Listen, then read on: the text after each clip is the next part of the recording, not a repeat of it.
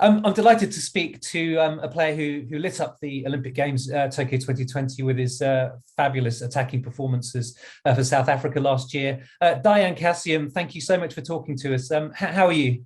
Yeah, good. Thanks. Firstly, thanks for having me. Really appreciate it. And yeah, I'm all good. Thanks yourself. Yeah, all good here. Yeah, so you're in Cape Town, we understand. Yes, I am. I'm currently in Cape Town. I'm on a break now because I'm playing over in Germany. So yeah, we're on a winter break. So yeah, enjoying the time at home and finally get some sunshine at home. Yeah, I think we just spoke before we came on air, and yeah, you say it's over 50 degrees, right? Yeah, like 31 degrees now. That's that quite hard to train in, yeah. Yeah, very hot.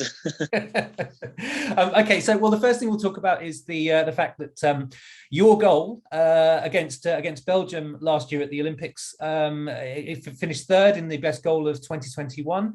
It was a fabulous individual effort, and to score it against Belgium, the eventual champions, and also against one of the greatest goalkeepers in the game, against Vincent van Asch. That must have been an incredible moment for you. I mean, what are your memories of that particular moment? Yeah, so I'll start the game before against the Netherlands. I remember we were, I think 3-3 against the Netherlands, and I missed an opportunity to make it 4-3. I hit the post. And yeah, I thought to myself that, I can't let this get to me. I have to move on to the next game. And I just said to myself that I just have to keep playing my game. And I think lucky enough against Belgium, Tyson Klungwana, one of our defenders, passed the ball through. Lucky enough, I got a touch, and I just touched the ball past the world's best defender, Arthur van Duren. Lucky enough, and I just thought that it's like my trademark to do it, especially in like tournaments. Or lucky enough, I get to beat one of the best keepers, Vincent van Asch, with a flick over his shoulder. It was a fairly audacious finish, and to do it against him. But like you say, you just mentioned Arthur van Doren. After the game, we spoke to him in Tokyo because I was lucky enough to be there, and he just said that you were so fast. He just said we really struggled to keep up with you guys, which, I mean, that must be quite a compliment to hear it from somebody of his caliber. Yeah, I think 100%, especially him being the best defender in the world or the world's best player.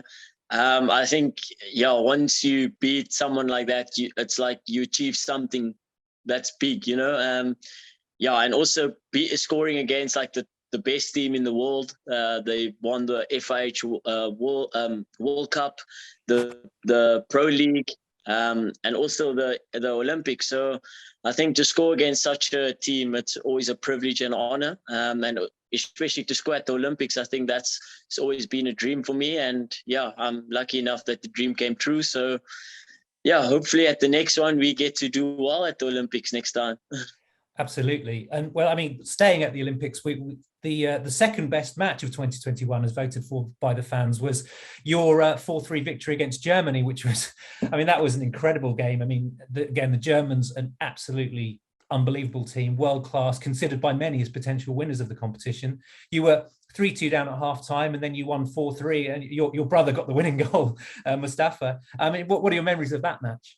Yeah, way before the Olympics, we of course set ourselves goals for the Olympics, and we thought that we could like pull off an upset with one of the top teams. Of course, our pool was the pool of death. We had the Netherlands, Germany, Great Britain, Belgium, all the top teams, and of course South Africa, who's like ranked 15th in the world.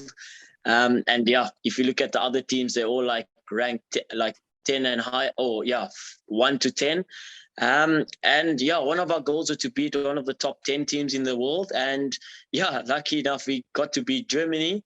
And I think the nice thing is we have lots of guys playing in Germany. Nicholas Spooner, myself, Mthuli Billy, my brother now at the moment. And I think we brought all that, information that those guys play or the way they play. And lucky enough, we took it out onto the field, and we made it a good upset at the Olympics.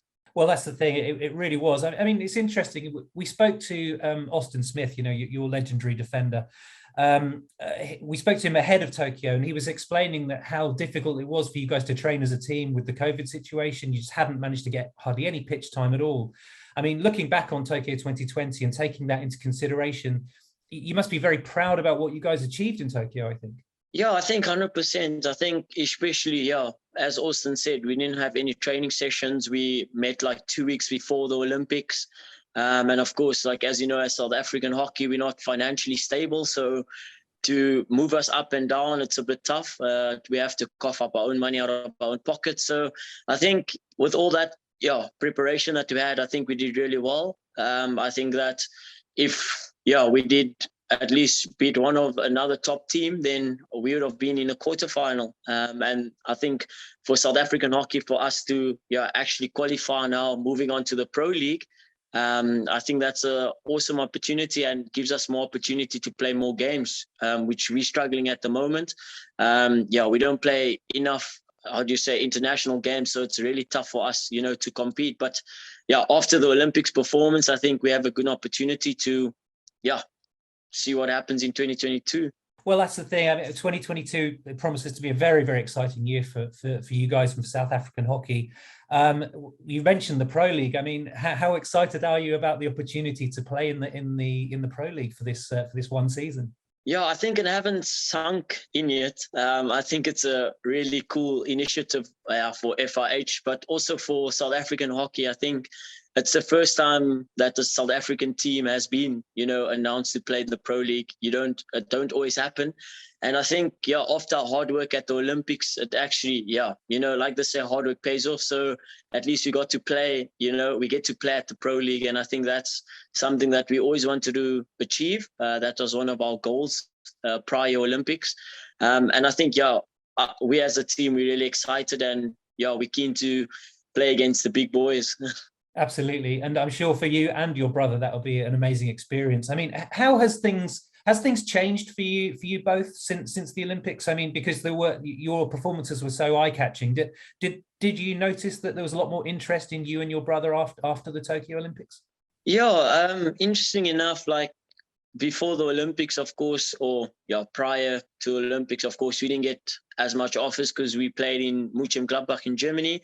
And I was so surprised or shocked after the Olympics that immediately after the last day, we got messages coming through to us from various countries like Belgium, Holland, Germany, offering us some contracts to play overseas again, like at different nation, or we say region. And I was so surprised, and lucky enough, after our hard work, we finally get more opportunities and to see actually explore the world even more.